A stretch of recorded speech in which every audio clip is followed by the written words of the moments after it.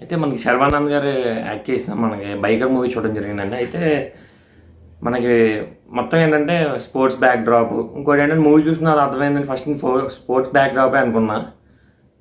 చూద్దాం, మనకు కొంచెం interest sports background type movies వచ్చినాయి అంటే మనకు కొంచెం ఇంట్రెస్ట్ చూపిస్తాం.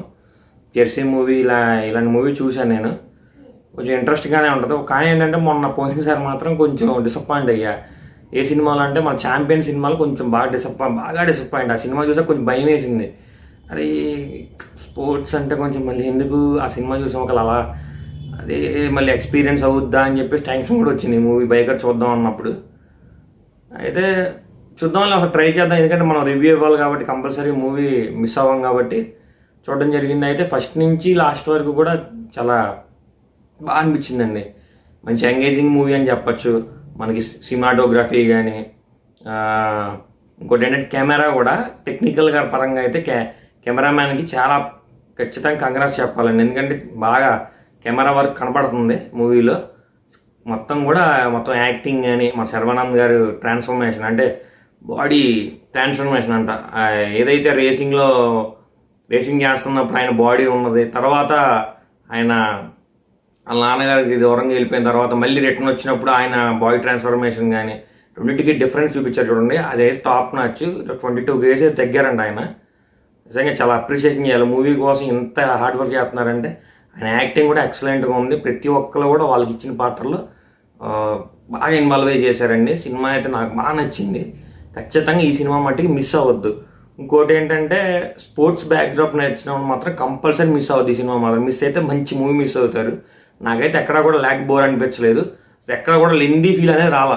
ఒక వాసన చెప్పాలంటే స్పోర్ట్స్ బ్యాక్గ్రౌండ్ నచ్చిన వాళ్ళు మాత్రం ఖచ్చితంగా మూవీకి వెళ్ళండి. మిస్ అవుతుంది, మస్ట్ వాచ్ మూవీ.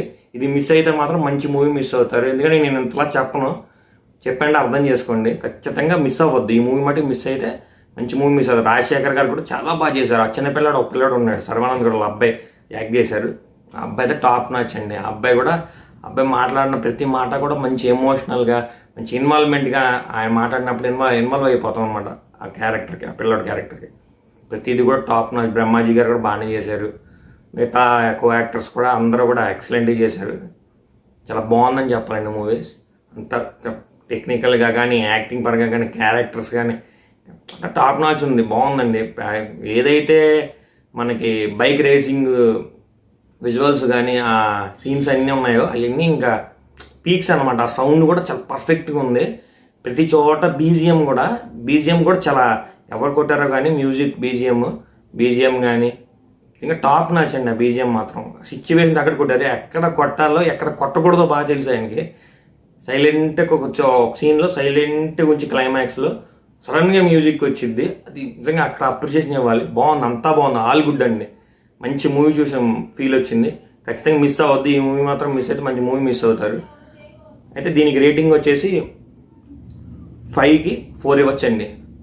ఇంకా ఎక్కువ ఇవ్వచ్చు, మినిమం అయితే 4.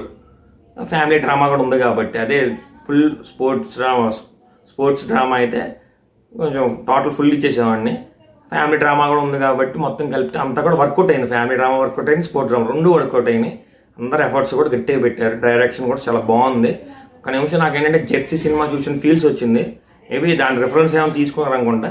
జెర్సీ సినిమా చూసిన ఫీలింగ్ అనిపించింది. కానీ దానంతా అంటే అది పీక్స్, ఇది బాగుంది. దానంతా కాకపోవచ్చు కానీ మంచి సినిమా అండి. ఖచ్చితంగా ఇది మళ్ళీ మిస్ అవ్వద్దు. రాకాస మూవీ చూసా కానీ నాకు అంతగా ఏమనిపించలా, యావరేజ్ ఫీల్స్ వచ్చింది. ఇదైతే మంచి సినిమా. ఎక్కడో హిట్ అయ్యిద్దని అనిపించింది నాకు. మరి ఇంకా మన వ్యూవర్స్కి ఎలా అనిపించింది, ఆడియన్స్కి ఎలా అనిపించిందో చూడాలి. మీకు ఎలా అనిపించిందో కామెంట్ చేయండి. ఖచ్చితంగా కామెంట్ మాత్రం మిస్ అవ్వద్దు, కామెంట్ చేయడం. అయితే నా వీడియో మీకు నచ్చినట్లయితే లైక్ చేయండి, షేర్ చేయండి, సబ్స్క్రైబ్ చేయండి.